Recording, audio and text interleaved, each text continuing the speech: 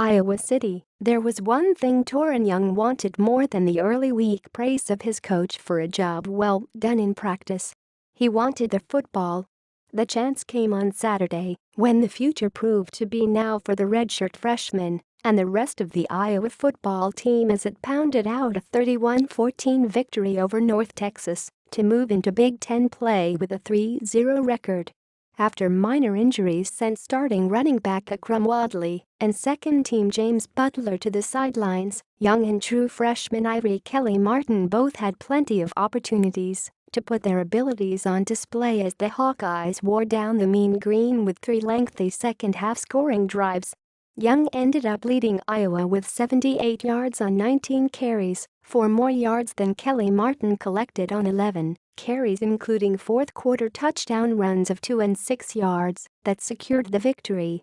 "I was definitely excited to get on the field and show what I could do," said Young, whose physical running style was complemented by the quickness of Kelly-Martin. "The coaches say nice things, tell us to keep working hard. There are 2 good backs in front of us who keep pushing us every day to get better and tell us to be ready for whenever we're needed. The future, it came today, I guess."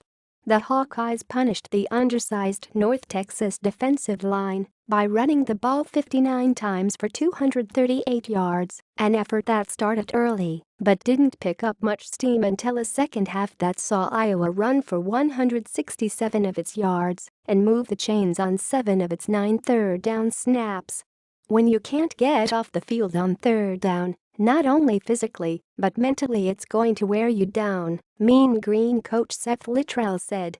Iowa needed contributions from players like Young and Kelly-Martin to make that happen. A lower leg injury had ended Wadley's 8-carry day before halftime.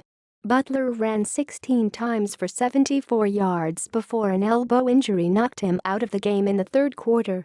Young and Kelly-Martin took over from there, finishing off a 14-play, 76-yard drive that ended with a 23-yard touchdown pass on a 4th and 5 play from Nathan Stanley to Noah Fent.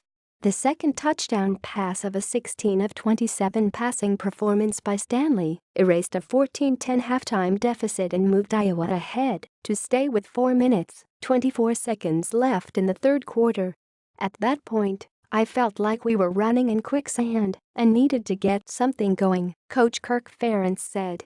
"It was a great call and great execution.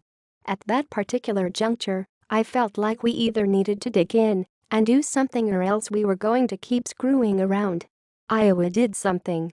Coach Brian Ferentz, Iowa's first-year offensive coordinator, isn't afraid to go for it on 4th down, so when those plays are called, "We have confidence that we are going to execute it," said Fent, who left the game and returned after dealing with what he labeled a little stinger. And once the Mean Green's next drive stalled, the Hawkeyes went right back to putting the ball in the hands of Young and Kelly-Martin. They helped Iowa craft a 16-play, 87-yard touchdown drive that ran 8 minutes, 50 seconds off the clock, a march that ended with Kelly-Martin's first collegiate touchdown run with 8:16 to play. That was followed by a 10-play, 43-yard drive that ended with a 6-yard carry into the end zone by Kelly-Martin. "It didn't surprise me that they went in and did well," Stanley said.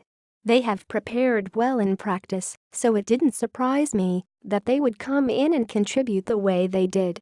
That's what we see every day in practice." The effort came as Iowa held North Texas to 93 yards of offense in the second half, limiting an attack which entered the game averaging 580.5 yards.